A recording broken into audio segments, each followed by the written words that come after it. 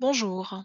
Après avoir étudié dans une précédente présentation la polarité des molécules, nous allons voir comment cette polarité peut influencer les interactions entre molécules en nous intéressant aux forces intermoléculaires, forces entre les molécules, à ne pas confondre aux forces intramoléculaires qui s'exercent entre les atomes de la molécule et qui permettent la formation des liaisons covalentes.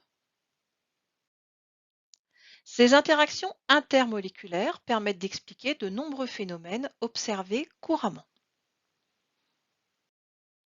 Tout d'abord, intéressons-nous à la loi de Coulomb.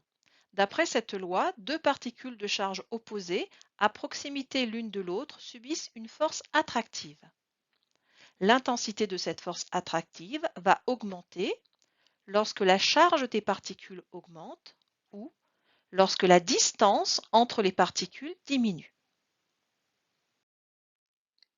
Appliquons maintenant cette loi aux molécules, en étudiant les forces de Van der Waals.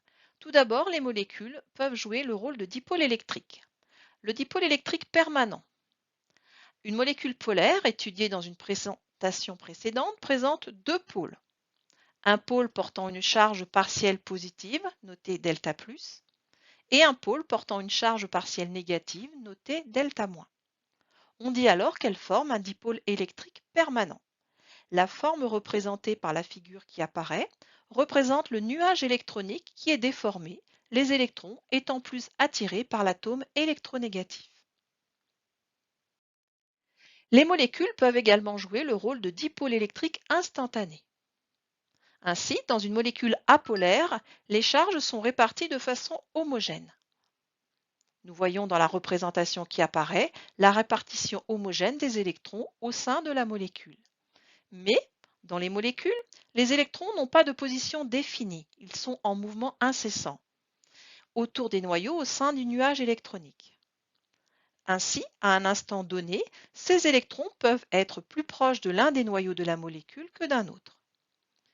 Cela crée une déformation instantanée du nuage électronique avec un excédent d'électrons d'un côté et un défaut d'électrons de l'autre. On dit alors que la molécule forme un dipôle électrique instantané. Cette déformation est momentanée et ne dure pas. Pour finir, le dipôle électrique induit. Supposons qu'une molécule polaire se trouve à proximité d'une molécule apolaire. Nous avons ici schématisé par la forme violette la molécule polaire avec son pôle delta+ et son pôle delta-. Par la forme orange, la molécule apolaire, et nous voyons ici la répartition homogène des électrons au sein de la molécule apolaire. On observe alors une déformation du nuage électronique de la molécule apolaire. Les électrons de la molécule apolaire vont avoir tendance à se diriger vers le pôle delta+ de la molécule polaire. On va avoir alors la formation d'un dipôle électrique que l'on nomme dipôle électrique induit. On vient donc de voir que les molécules, bien qu'elles soient neutres globalement, peuvent se comporter comme des dipôles électriques, soit comme des dipôles électriques permanents pour les molécules polaires, soit comme des dipôles électriques instantanés pour les molécules apolaires, ou soit comme des dipôles électriques induits pour les molécules apolaires à proximité de molécules polaires. Il peut donc y avoir des forces attractives entre ces molécules et ces forces attractives entre dipôles électriques sont appelées forces intermoléculaires de Van der Waals. Il en existe trois sortes. Tout d'abord, les forces de Kissom, qui sont les forces qui existent entre des molécules polaires. Lorsque deux molécules polaires se trouvent à proximité l'une de l'autre, il existe entre les deux molécules polaires des forces attractives, le pôle plus de l'une attirant le pôle moins de l'autre. Par exemple, les molécules d'eau, qui sont des molécules polaires, exercent les unes sur les autres des forces de Kissom. Deuxième type de force, les forces de Debye, qui sont les forces qui existent entre des molécules polaires et des molécules apolaires. Nous avons schématisé une molécule polaire que l'on reconnaît avec son pôle delta+ et son pôle delta-, qui se trouve à proximité d'une molécule apolaire dans laquelle la répartition des électrons est homogène. Lorsque ces deux molécules se trouvent à proximité l'une de l'autre, il y a alors une déformation du nuage électronique de la molécule apolaire, les électrons se dirigeant vers le pôle delta+ de la molécule polaire. Il existe alors, entre la molécule polaire et la molécule apolaire, des forces attractives après la déformation du nuage électronique de la molécule apolaire. Lors de la dissolution du diode dans l'eau, il y a apparition de forces de Debye entre les molécules d'eau qui sont polaires et les molécules de diode qui sont apolaires. Les forces de London, pour finir, sont les forces qui existent entre des molécules apolaires. Nous avons schématisé ici deux molécules apolaires dans lesquelles les électrons sont répartis de façon homogène. Ces deux molécules apolaires se trouvent à proximité l'une de l'autre. Il y a alors formation de dipôles instantanés et il existe entre les deux molécules apolaires des forces attractives instantanées après la déformation du nuage électronique des molécules apolaires. Ainsi, la cohésion du diode est notamment assurée par les forces de London entre les molécules. La liaison hydrogène est un autre type de liaison intermoléculaire. Lorsqu'un atome d'hydrogène est relié à un atome très électronégatif, comme l'atome de fluor F, d'oxygène O, d'azote N ou de chlore Cl, les électrons de la liaison sont fortement attirés par l'atome très électronégatif. L'atome d'hydrogène devient alors un pôle positif porteur d'une charge partielle assez grande que l'on note delta+, avec un grand delta, car la différence d'électronégativité est importante entre l'hydrogène et les atomes très électronégatifs. Une attraction peut alors avoir lieu entre l'atome d'hydrogène, porteur de cette charge partielle delta+, et un autre atome porteur d'un doublet non liant. Cette attraction électrostatique se nomme liaison hydrogène. Sur les schémas, les liaisons hydrogènes sont habituellement représentées par des segments en pointillés. Nous voyons ici ces liaisons qui sont représentées entre un atome d'hydrogène de la molécule d'eau et le doublet non liant de l'atome d'oxygène d'une autre molécule d'eau, ou la liaison hydrogène entre l'atome d'hydrogène d'une molécule d'ammoniac et le doublet non liant de l'atome d'azote d'une autre molécule d'ammoniac. Parlons maintenant de l'intensité de ces forces intermoléculaires. L'intensité de ces forces intermoléculaires va dépendre de plusieurs facteurs, de la taille du nuage électronique, de la forme de la molécule, de son degré de polarisation que l'on appelle moment dipolaire, mais dans tous les cas, l'intensité des forces intermoléculaires, qu'elles soient forces de Van der Waals ou des liaisons hydrogènes, cette intensité est beaucoup plus faible que l'intensité des forces intramoléculaires permettant les liaisons covalentes. Ainsi, par exemple, les liaisons hydrogènes sont environ 20 fois moins intenses que les liaisons covalentes, mais 10 fois plus que les liaisons de Van der Waals. Étudions quelques exemples. Tout d'abord, la dissolution d'un composé moléculaire. Lors de cette dissolution, les molécules elles-mêmes demeurent intactes.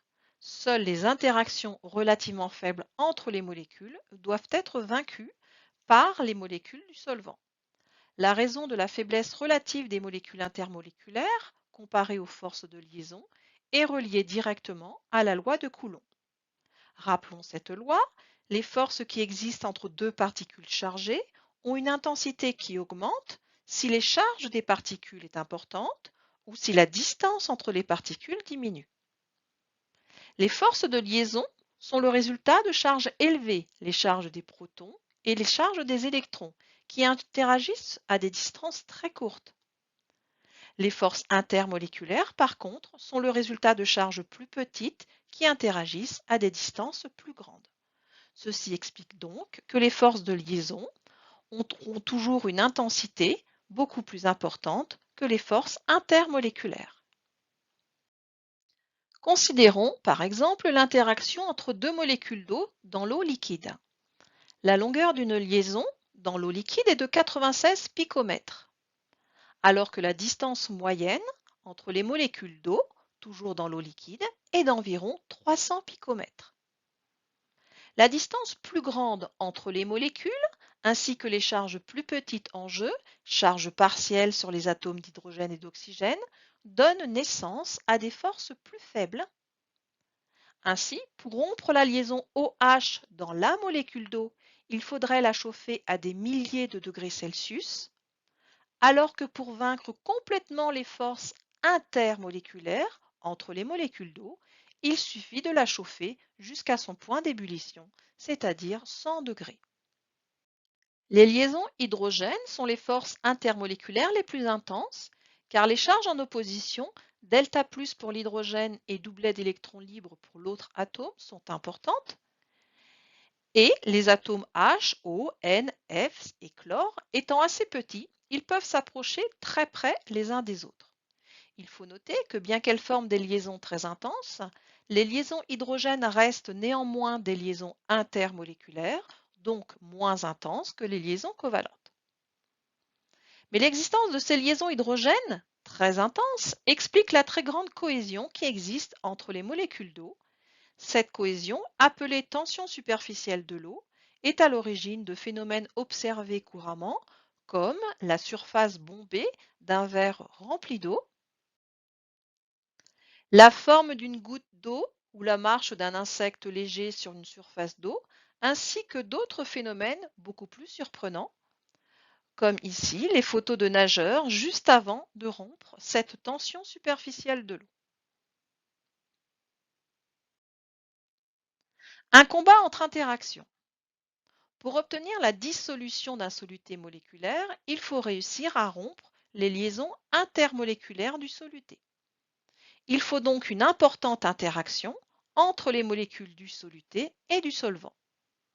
On constate alors que les solvants polaires permettent la dissolution de solutés polaires, ainsi que des composés ioniques, et que les solvants apolaires permettent la dissolution des solutés apolaires.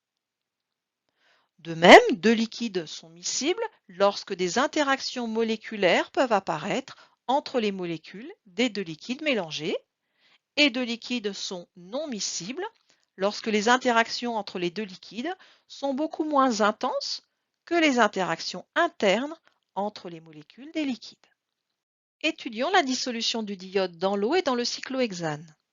On rappelle que le diode et le cyclohexane sont des molécules apolaires, alors que l'eau est une molécule polaire. On observe que le diode se dissout très mal dans l'eau, alors qu'il se dissout facilement dans le cyclohexane.